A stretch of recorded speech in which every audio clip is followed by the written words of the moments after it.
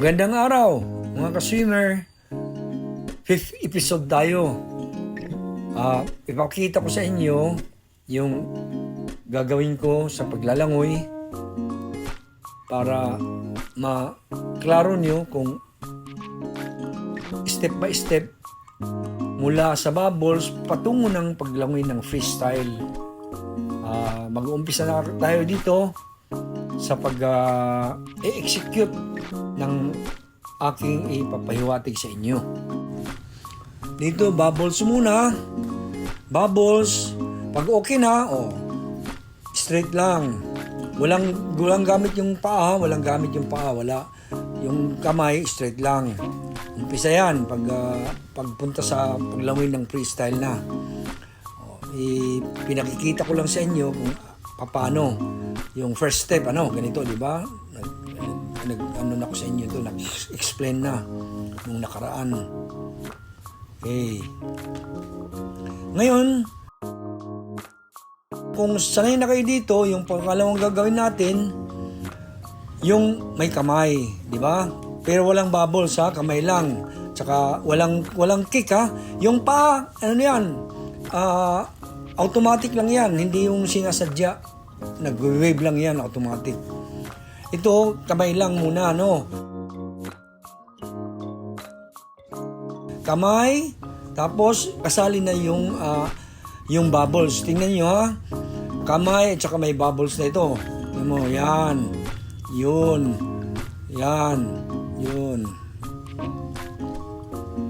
Tapos, sa susunod, papakita ko sa inyo, yung kasali na yung kick.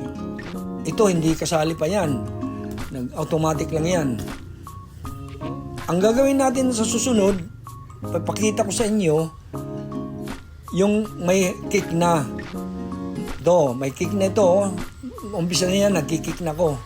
Umpisa na. Hanggang sa pagbalik ko. Kikita nyo yung kalagayan ng percussion style. Ito, may kick na ito, Tignan nyo, So, madalit sabi, halos practice na lang. Pwede na kayo sumali sa competition kung gusto nyo. Kayo na ang mag-desisyon. Okay? Okay, i-illustrate ko sa inyo sa whiteboard katapos nito. Salamat.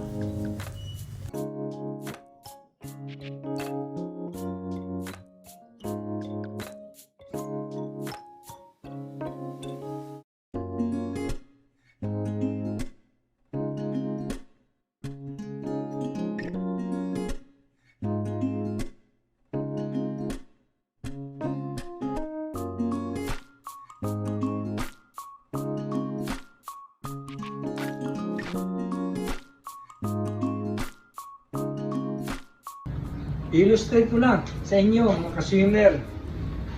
Pag nasa tubig na, nagsiswimming na kayo, marunong naman kayo ngayon kung susunod kayo sa mga sinare ko sa inyo. Pag nagsiswimming na kayo, bago lang kasi kayo, siyempre, yung taas ng ulo, kahit dito yung tubig, okay lang. Sa araw-araw na pagpapractice ninyo, kailangan konti lang yung dapat yung ulo para walang masyadong movement, para yung agos ng tubig, yung flow ng paglalangoy mo, hindi ma-interrupt. Kasi pag gumanong ka, yung ulo mo masyado, parang nagbibigay ka ng break sa paglalangoy. Parang inaano mo yung tubig, ginukontra. Sa dahilan na hindi ka langoy ng maigi, kumbaga hindi yung diretso. Parang sasakyan ganyan. Yung sasakyan, di ba yung hangin, ganun wheels, example. Kung ang sasakyan mo, ganito yung design, yung hangin mas hihina ang sasakyan mo. Pero kung ganito ang design, pag ganun siya, yung hangin, diretso lang. Katulad din pagsuswimming yan. Kaya mas mabuti, naka-straight lang talaga lahat. Naka-straight lang. Mula sa kamay, sa paa. Ang paa, hindi ang paa, hindi ganyan hindi ganyan. Di ba sabi ko ganyan, Yung paa nyo, tama-tama lang para hindi mag-cramps. Ganun, tama-tama lang. Hindi yung gaganunin hindi. Kahit nakaganon ka, hindi gaganunin hindi tama yun. Ang pagkikik, baka dito ang paa nyo, sample. Ang pagkikik, pag ganun, pag ganun. Ganyan, Habang umabante kayo sa tubig, pag ganyan, Pag ganyan. Pag ganyan, parang ganyan. Yan. Timing yan, timing. Halos hindi lalabas yan sa tubig. Yung paa nyo, both feet, hindi lalabas sa surface ng tubig, halos. Nandiyan lang halos, nandito lang. Sa ibabaw ng tubig, Hindi lalabas. Yun ang tamang paglalangoy para mabilis at saka hindi nakakapagod. Dito ka magkikik sa ilalim, Yan, dito. Puro dito lang sa ilalim. Ganun, ulitin ko. Hindi ganyan, hindi ganyan. Hindi. Ganyan, Parang ganyan. Parang, yan. Tapos timing. Ito, example, ito. Kick. Yan, kick kayo. Yan, parang ganyan. Para mabilis sa pagsasanay, Okay? So, alam niya, habang naglalangoy kayo, mabeginners man or hindi beginners, kailangan ang isip ay nasa kamay, kung anong ginagawa ng kamay, ang tiyan, ang paa. Laging ang ulo nakatingin sa baba ng pool or river man or dagat. Yung sahig, nakatingin Hindi nakaganyan, hindi. Kasi babagal ang momentum ba, yung takbo ng paglalangoy. Kailangan nakatingin lang sa baba, hindi nakayuko masyado. Hindi rin tama yun. Hindi ka makakahinga mabuti kasi matsotsok itong itong lalamunan nyo kung masyado, di ba? So, ganun lang. Ngayon, kung sa dagat naman kayo, nagpa-practice, siyempre hindi nyo makita Hindi nyo makita yung anahan, di ba? Ako, noon, sa dagat, ito, example, sa babaw ng tubig.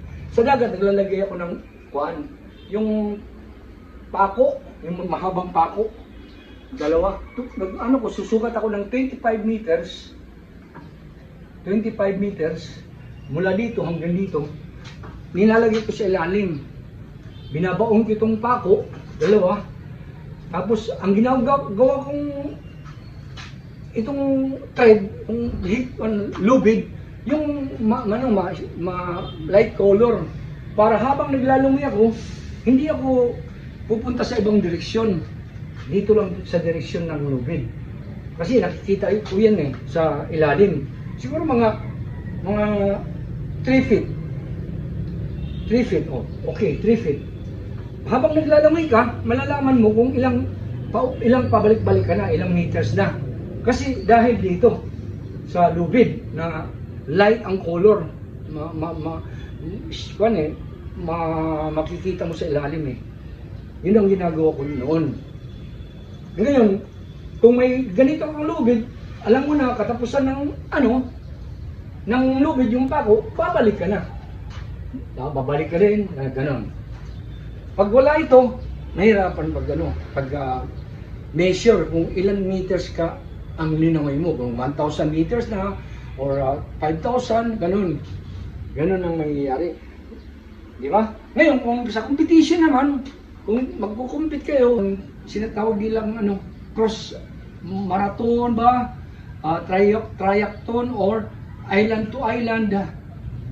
Ang gagawin nyo, pag lumalawig kayo ng freestyle, makikita niyo sa mga ibang vlog, ilang ilang meters ang ano niyo layo, lalabas kayo ng ulo. Titingin kayo sa unahan kung nasaan na kayo. Kung sa dagat kayo nagkukumpit.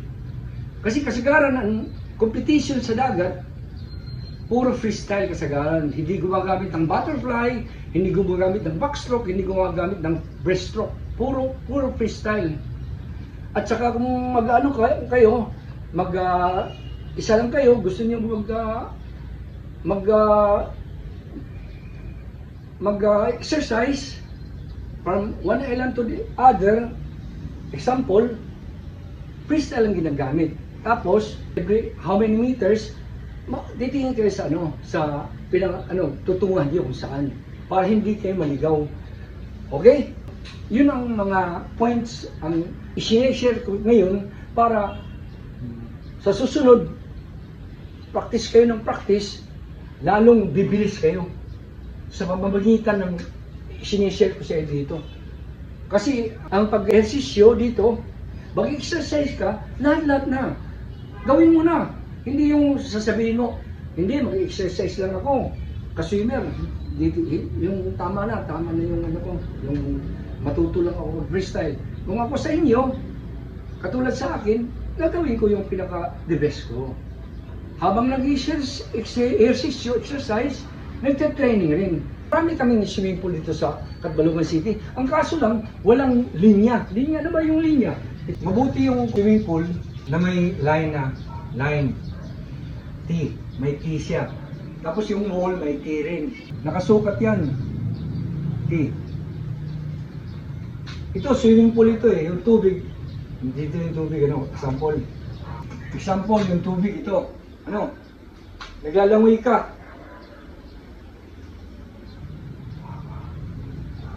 Example, Ngayon, habang naglalangoy ka, pag nakita mo na itong T, ibig sabihin, babala.